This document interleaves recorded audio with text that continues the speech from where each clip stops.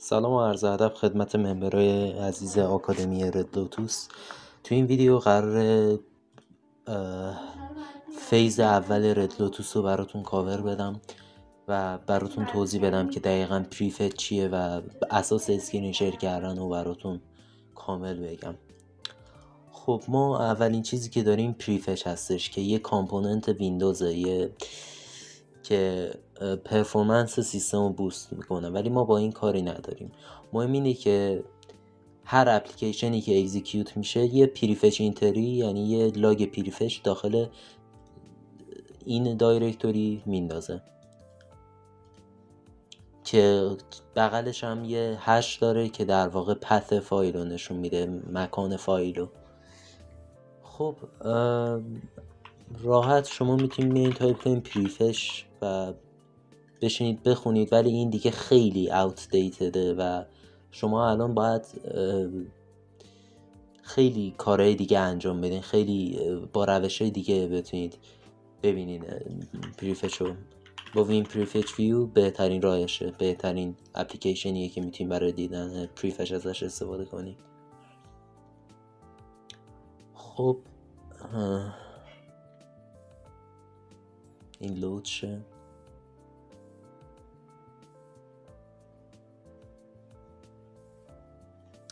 خیلی خوب، اولین چیزی که شما داخل پریفچ چک میکنین کانسنته.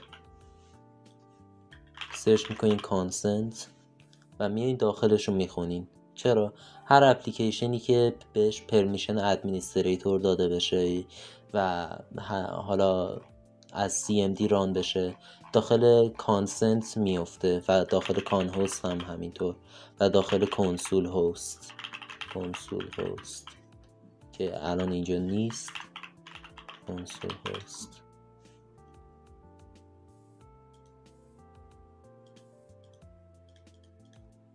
خیلی خوب، خلاصه که اینجا ممکنه یه چیزی دستگیرتون بشه. یه سری چیزا هست که داخل پریفچ باید بهشون دقت کنین.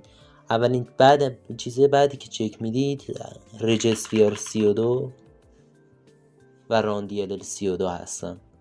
رجستر 32 اگر ما یه چیت DLL رو از طریق روش رجستر 32 اینجکت کنیم داخل اینجا نمایش داده میشه. مثلا براتون بگم که الان اینجا کنترل فولدرز یکی از چیتای من بوده و همینطور API MS ویندوز اینجا میبینید داخل دسکتاپ بوده. اگه دایرکتوری اول چک کنید ببینید دایرکتوری غیر از سیستم 32 چیا هست. منظورم مثلا دسکتاپ و مثلا هر فولدر دیگه ایه.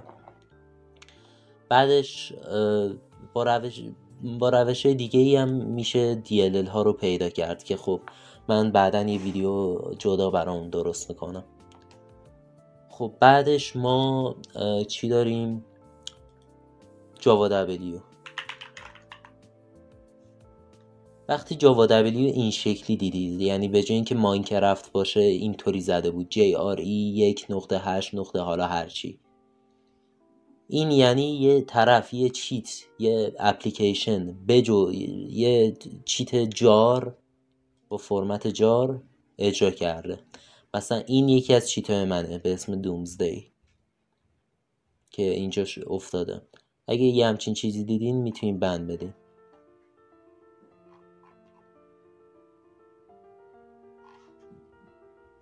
اینم همینطور. مثلا ریکف این چیت نیست ولی اینم یه اپلیکیشن جاره که اینجا افتاده.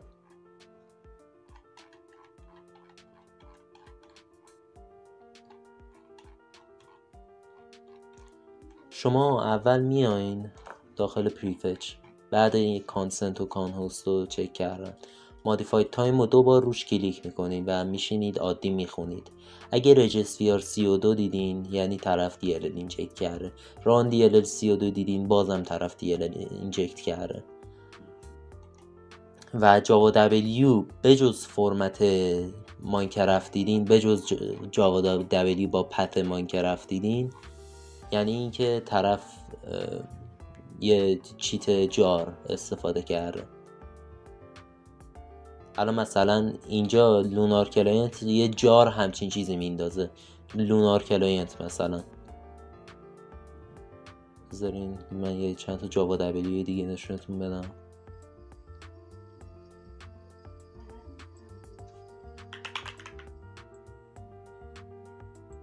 الان مثلا این ماینکرافت ران تایم جیاری لگسی این الان لجیته، هیچ چیزی باش هیچ مشکلی نداره.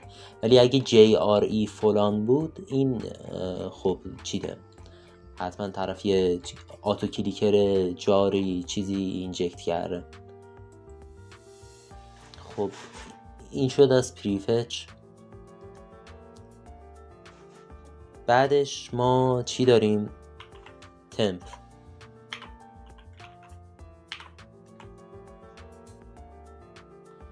شما اولین چیزی که داخل تمپ میگردین دنبالش JNative Hook هست که اگر اینو دیدین یعنی طرف یه آتو کلیکر مثل 7 کلیکر استفاده کرده، یه آتو کلیکر با فرمت جار. بعدش رار $، که پوشه ها رو نشون میده که به هر دلیلی رو ویندوز من هرچی پوشه ازش فایل اجرا میکنم اینجا نمیفته، یه زمان میافتاد الان نمیدونم چرا نمیفته، یا 7Z یا حالا ZZ درست یادم نی، یکی از این دوتا. میان اینجا چکش میکنید که ببینید طرف چیزی از مثلا چیتی اگر از چیز اجرا کرده بود، از جار اجرا کرده بود، اینجا میفته. از جار میگم، از زیپ یا حالا رار. خب بعدش ما داریم شل ریسنت. خب اگر داخل شل ریسنت رو بیایم باز کنیم، شل ریسنت در واقع یه دایرکتوریه که از یه جور آرتیفکته ولی از چیز گرفته شده، از کلید رجیستری ریسنت داکیومنتس که کلیدش رو میتونم بهتون بدم، که در واقع همینا رو نشون میده. اگه مثلا طرف فایل تکست واز کرده باشه میفته، رار واز کرده باشه میفته، فولدری دیده باشه رفته باشه تو فولدری میفته، و حتی اگه جار استفاده کرده باشه اینجا میفته. حالا اگه ما همه اینا رو دیلیت کنیم اون وقت چی؟ خب شما راحت با استفاده از جامپ لیست اکسپلورر که یه اپلیکیشن ساخته شده توسط اریک زیمرمن هستش، میتونید جامپ لیست طرف رو ببینید که همون در واقع شل ریسنت هست. شما میزنید لود جامپ لیست، این دایرکتوری رو کپی میکنین، بعد یه بک اسلش میزنید تهش اتوماتیک دستینیشنز، میان اینجا. بعد بغل دیت مودیفاید یه ارو هستش، اینو میزنید روش، میزنید رو تودی، فایل مال امروز رو نشون میده و حالا لودش میکنید. خب الان ما اینجا چند تا چیز داریم. اول اینکه کنترل پنل مثلا فولدر آپشنز رو اگه عوض کرده باشه رفته باشه تو دیوایس منیجر یا سیستم و سکیوریتی یا هر چیزی که اینجا نشون میده که زیاد به درد ما نمیخوره. ویندوز اکسپلورر در واقع فولدرایی که ویزیت کرده باشیم رو نشون میده، مثلا مای کامپیوتر اسکرین شیر و فولدر درایو دی مثلا، و همچنین این درایو ای رو میبینید. این اگر یه همچین چیزی دیدید یعنی طرف یه ویرچوال درایو ماونت کرده که خب خیلی مهمه، چون با ویرچوال درایو خیلی بایپس ها هست که مردم انجام میدن که خب بعداً حالا تو ویدیوهای دیگه ایشالا براتون توضیح میدم. بعد کویک اکسس داریم که همون چیزاییه که اکسس داشتیم بهش، مثلا تکست فایل ها، رار فایل ها، چه میدونم HTML و حتی اسکریپت ها. این مهمه، اسکریپت طرف اگه اسکریپت چیت داشته باشه اینجا میتونه بیفته، حتی اگر دیلیتش بده نمیتونه تو جامپ لیست کاریش کنه. بعدش هم وینراره که در واقع همون زیپ فایل ها هستن چیز خاصی توش نیست راستش، فقط زیپ فایلن دیگه. اینجا دیت مودیفایدش هم تارگت اکسسش هم نشون میده، کی طرف ازش استفاده کرده، کی مودیفای شده، کی اصلا ساخته شده. و حالا این شد جامپ لیست. بعدش حالا فایلای دیلیت شده. الان من اگه بیام این یه چیتو مثلا بذار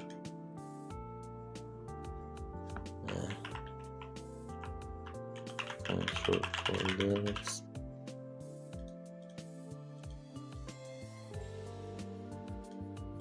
desktop. خب اگه من اینو دیلیت بدم و اینو فرمتشو عوض کنم، اینم یه چیته. بذارین اینم یادم رفت توضیح بدم. اگه داخل پریفچ یه همچین چیزی دیدین، homework.pdf، هر فرمت دیگه‌ای به جز داتاکس دیدین، بدونید که طرف یه چیتو برداشته اکستنشنش عوض کرده، مثلا از exe کرده pdf یا از exe کرده dll. به همین راحتی. خب الان من یه فایل رو دیلیت کردم و بذاری یه فایلم ریپلیس کنم.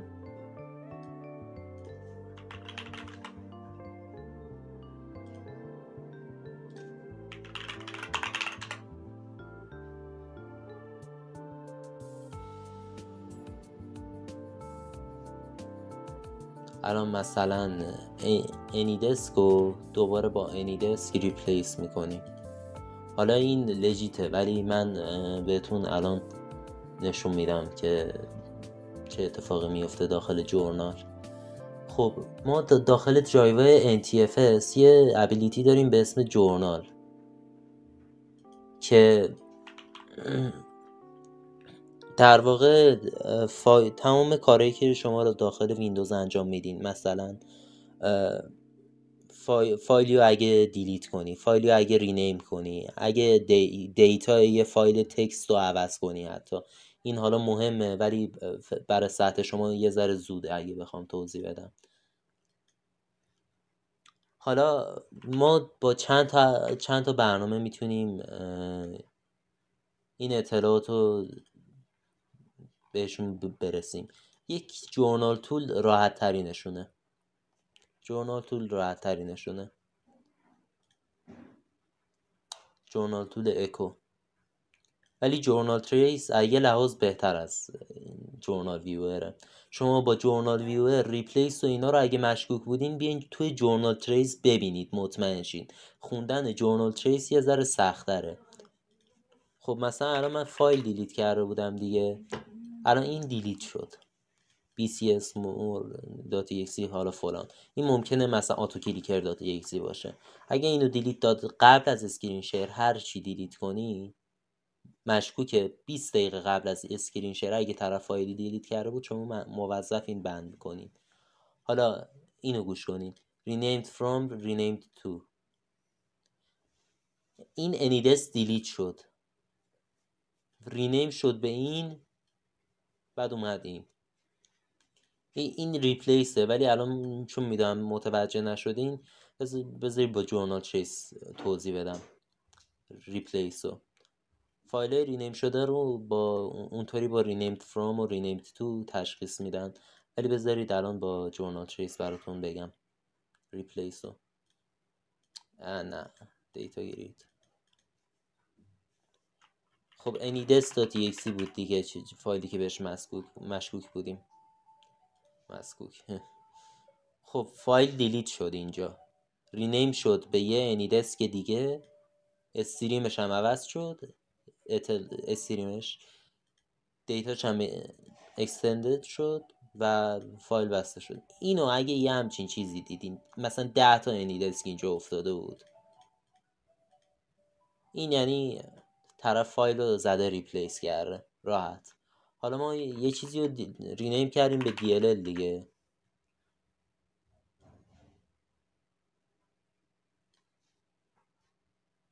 از اگزه به این رینیمش کردیم اون فایلو.